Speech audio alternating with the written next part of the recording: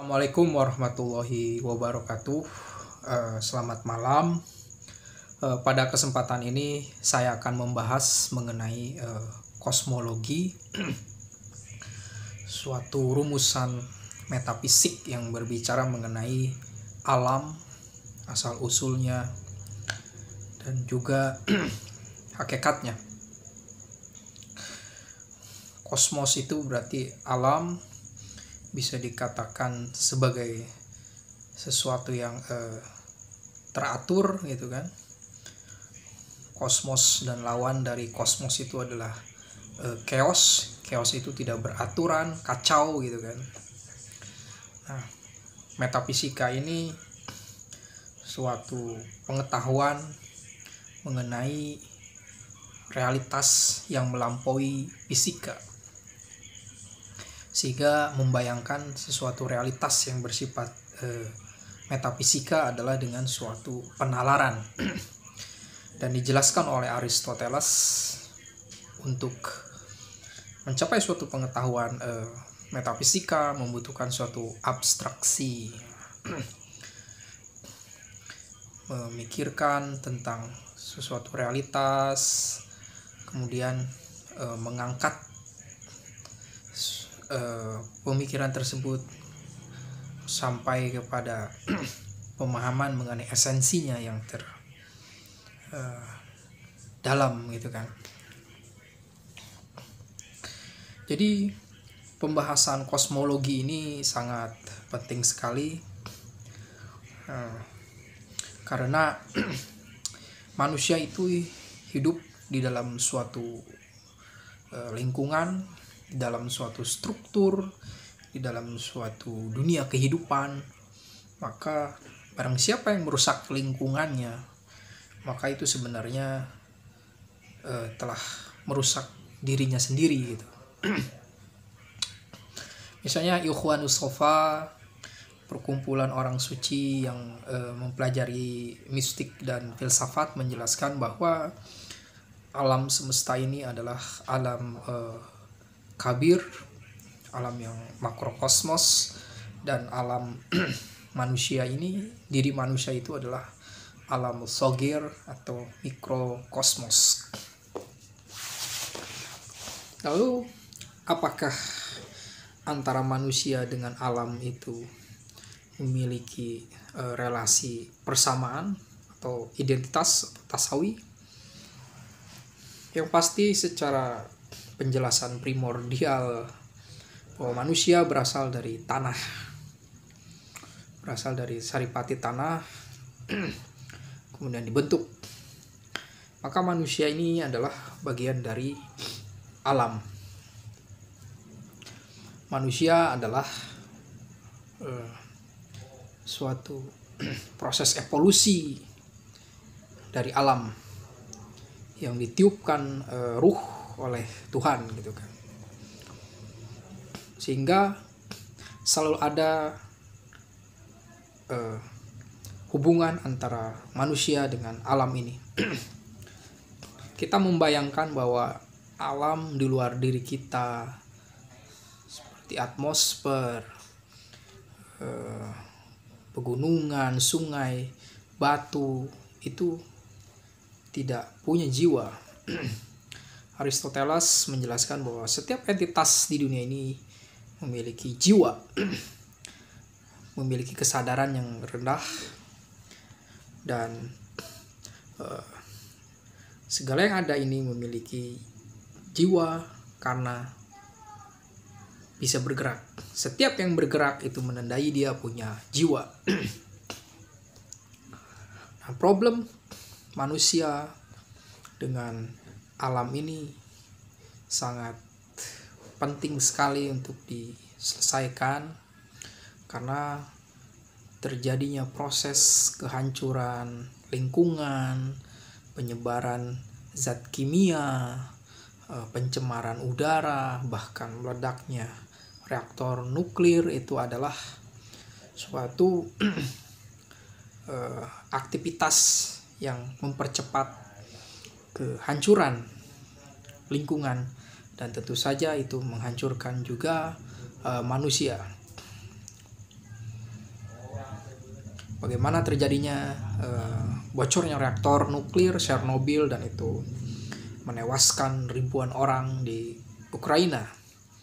Begitu juga dengan bom Hiroshima dan Nagasaki, itu juga sebagai suatu perusakan lingkungan dengan motif adalah peperangan atau penguasaan geopolitik. Jadi memang di dunia ini ada suatu hukum yang mengatur bahwa alam ini memiliki suatu keteraturan. Jadi manusia hidup di dalam suatu ruang yang teratur. Dia menciptakan keteraturan itu sendiri menurut kebudayaannya, menurut struktur sosialnya. Yang pasti manusia menciptakan suatu keteraturan berdasarkan kesanggupannya untuk menciptakan keteraturan itu, order. Jadi manusia menghindari sesuatu yang chaos, sehingga ketika manusia hidup di dalam suatu ketidakpastian, misalnya ketika zaman batu, manusia masih terikat dengan alam, masih tak bisa melawan hukum alam. Mereka sangat memiliki kendala di dalam hidupnya gitu kan. Dan ini sangat pernah dialami oleh peradaban manusia, hingga suatu hari peradaban teknologi membuat manusia bisa mengatasi beberapa persoalan yang berhubungan dengan lingkungan. Jadi dengan kemampuannya manusia menciptakan suatu budaya dan peradaban. Lalu budaya ini dibangun dengan suatu pengetahuan, dengan suatu pengalaman, dan menjadi suatu paradigma di dalam melanjutkan, membentuk suatu kehidupan ini. Nah, terjadinya peristiwa perusakan lingkungan, krisis lingkungan, itu diakibatkan oleh semangat manusia yang terlalu memanfaatkan sumber daya alam secara progresif, eksploitatif. Tuhan menyatakan bahwa manusia adalah khalifah fil ardh. Ini artinya manusia bisa menjadi khalifah, wakil Tuhan yang bisa punya hak untuk mengolah segala kekayaan sumber daya alamnya dengan cara apapun. Inilah semangat progresif dari manusia. Tapi di sisi lain, misalnya di dalam Islam dijelaskan juga bahwa kita tidak boleh melakukan sesuatu yang fasad, sesuatu yang berlebihan, menghancurkan lingkungan, membuat kerusakan.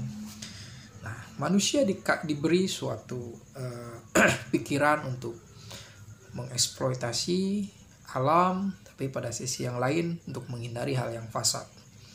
Tapi kecenderungan manusia, kecenderungan modernitas dengan perkembangan rasionalitas, pengalaman atau empiris dan perkembangan revolusi industri, lebih memilih mengeksploitasi alam. Bahkan paradigma mengeksploitasi alam ini digunakan juga dengan objeknya adalah manusia. Maka sudut pandang terhadap alam ini selalu berkait dengan cara pandang manusia juga. Mereka yang mengeksploitasi alam, tentu saja mereka tidak akan ragu untuk mengeksploitasi manusia. Nah, dengan itu, apa yang menyebabkan semua itu terjadi? Apakah manusia tidak menyadari tentang perbuatannya itu, yang berarti dia tidak punya pengetahuan tentang itu, atau manusia memang berusaha untuk tidak mau memikirkan segala efek dari perbuatannya yang bisa menimbulkan kesengsaraan. Nah, pertama, sudut pandang lingkungan alam itu di dalam suatu kajian yang lebih spesifik, misalnya berbicara mengenai ekologi tentang lingkungan, tentang pelestarian lingkungan, tentang alam hayati lingkungan dan penyelamatan lingkungan. Ini lebih memfokuskan eksperimen, observasi, sudut pandang, metodologi yang bersifat objektif, metode ilmiah ya gitu, positivistik.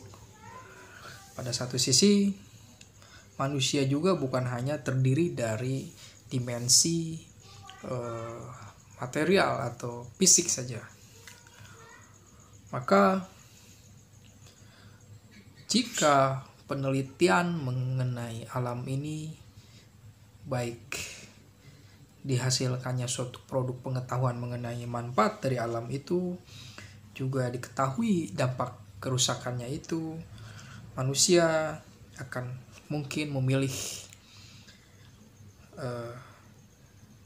kerusakan karena manusia memiliki suatu keinginan untuk memuaskan keinginannya. Ini adalah persoalan tentang jiwa juga gitu. Seseorang yang memiliki suatu pengetahuan tentang yang baik, tentang sesuatu yang efektif, tapi dia tidak melaksanakannya, ini berarti ada relasi antara pendidikan jiwa. Nah, pendidikan jiwa tentang evolusi diri, atau misalnya kita mengambil suatu pemikiran dari seorang filsuf muslim bernama Ibnu Sina, seorang Syekh Ar-Rais, pimpinan para syekh yang dikenal dengan mazhab peripatetik atau Masaiyah, merumuskan suatu filsafat tentang kebahagiaan gitu kan. Kebahagiaan atau sa'adah itu adalah suatu kondisi jiwa manusia yang terdidik. Dia bisa mengetahui yang baik, mengetahui tentang suatu yang bersifat ilahiyah, suatu pengetahuan mengenai asal usul atau pengetahuan yang tertinggi. Nah, maka ketika manusia hanya membatasi, mereduksi realitas itu hanya kepada suatu realitas yang bersifat fisik, material, maka dia telah menutup suatu pengembangan untuk mendidik jiwa. Karena jiwa manusia itu bukan hanya bisa puas dengan argumentasi atau pengalaman fisik. Sehingga hadirlah metafisika. Secara rasional yang menyebabkan kenapa terjadi pengerusakan, pilihan untuk merusak, itu disebabkan oleh manusia telah mengalami ketidakseimbangan. Dia lebih memilih untuk merusak, mengeksploitasi, mereduksi realitas hanya kepada materialis dan fisis, ketimbang memperhatikan tentang perawatan, menjaga lingkungan, atau memahami bahwa alam itu sebagai sesuatu yang sakral gitu kan.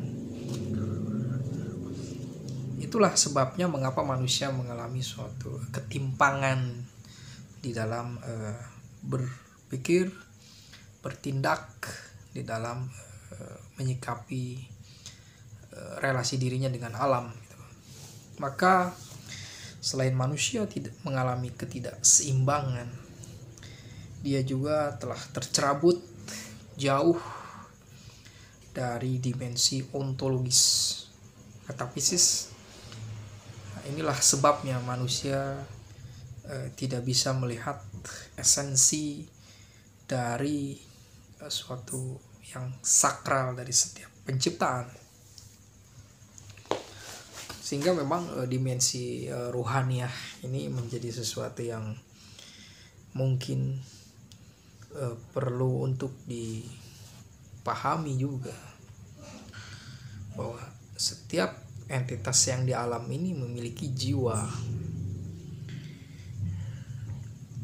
Tentu saja setiap yang meneliti alam semesta ini pasti akan menemukan pluralitas entitas-entitas yang bersifat fisik.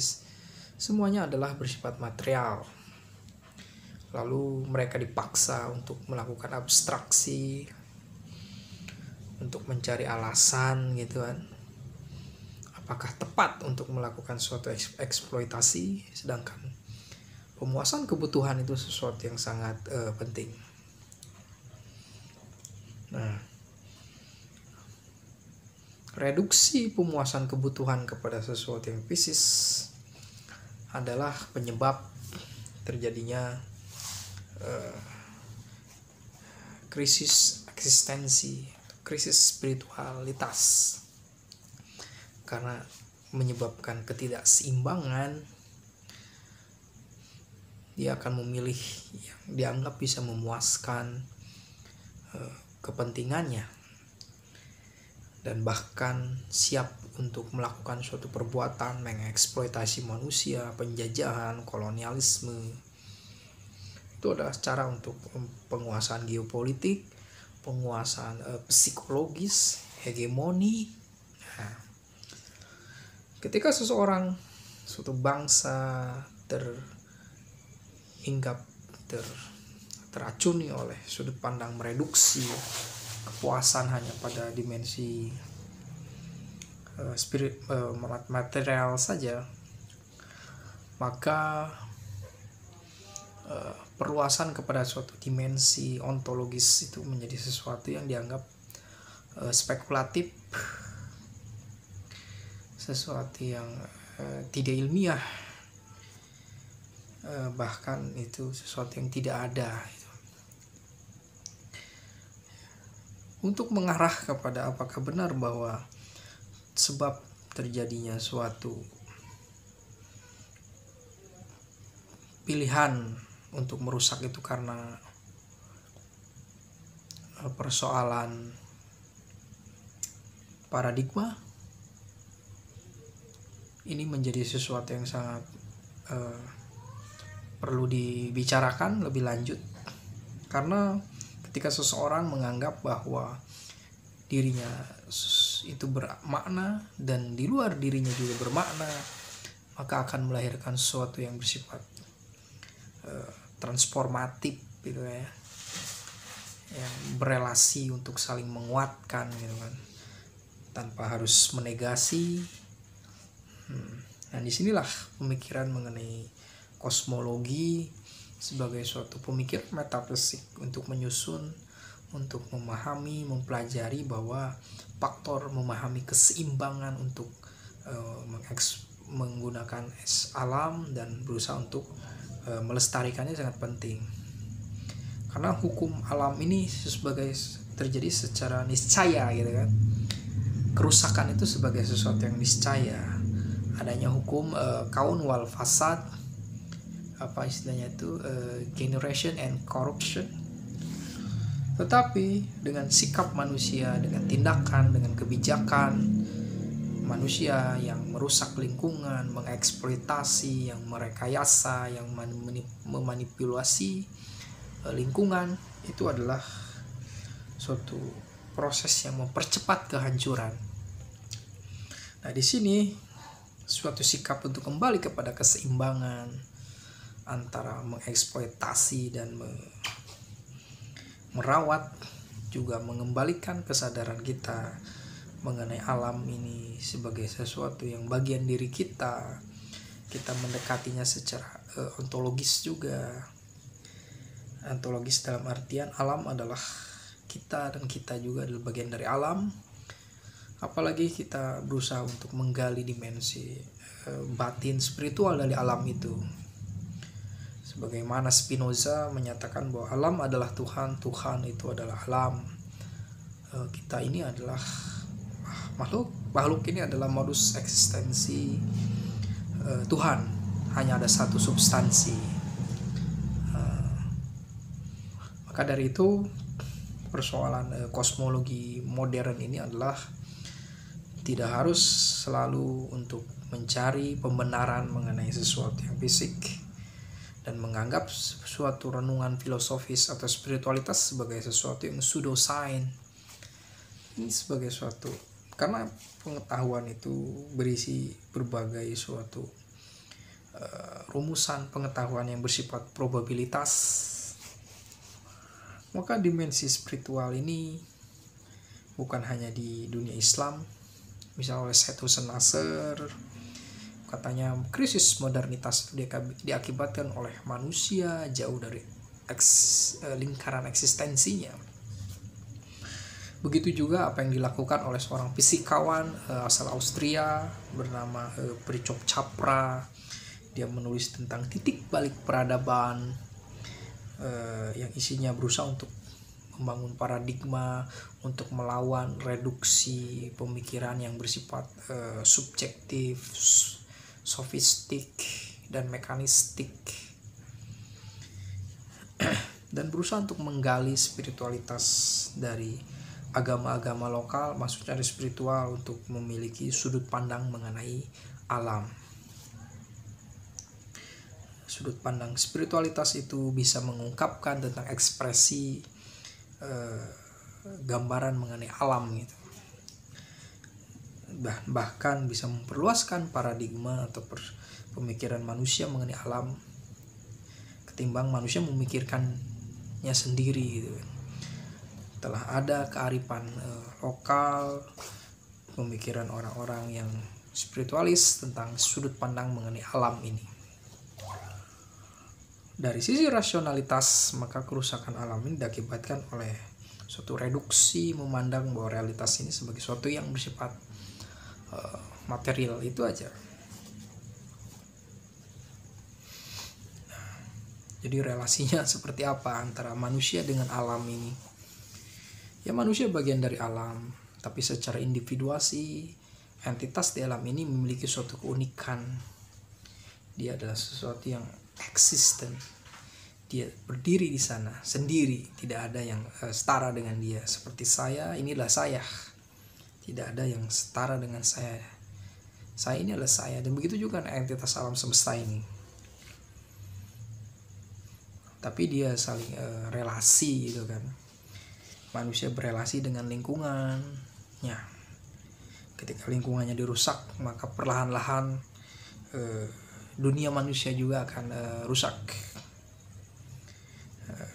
Demikian yang bisa saya sampaikan mengenai kosmologi, suatu metafisika mengenai ilmu tentang alam ini. Sebelum ditutup, sebaiknya kita juga harus merenungkan kosmologi ini bukan sesuatu yang asing di dalam filsafat. Karena filosof pertama seperti Thales itu kan dia memikirkan tentang kosmologi juga. Bahan dasar alam semesta ini apa gitu kan. Dia mencari suatu substansi, itu satu substansi. Begitu juga dengan Heraklitos misalnya mencari tentang hukum yang meliputi semua yang ada di dunia ini apa gitu. Dia menyatakan hukum perubahan gitu kan. Hukum perubahan, Pantarei.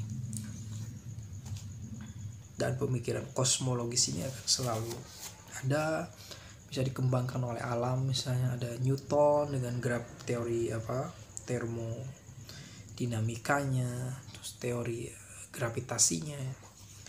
Begitu juga dengan Stephen Hawking dengan teori lubang hitam, tentang suatu kinerja alam semesta gitu.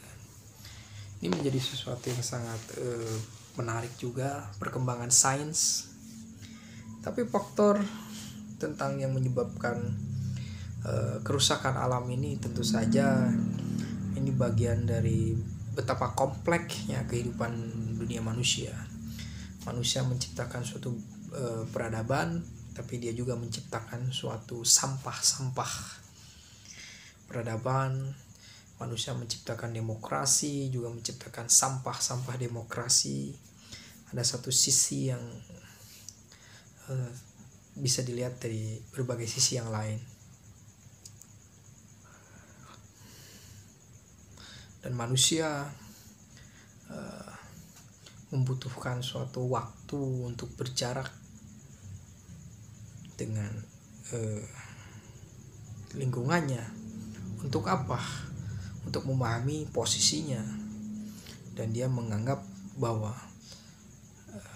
ada suatu keterpaksaan untuk memahami tentang alam ini, karena dia juga memahami individuasi, keunikannya, tapi pada satu sisi dia adalah bagian dari alam itu, sehingga dia harus menyimbangkan antara bersikap individuasi itu memahami otentisitasnya, tapi juga dia harus memahami tentang struktur alam, lingkungan, atau dunia yang lebih luas ini. Terima kasih.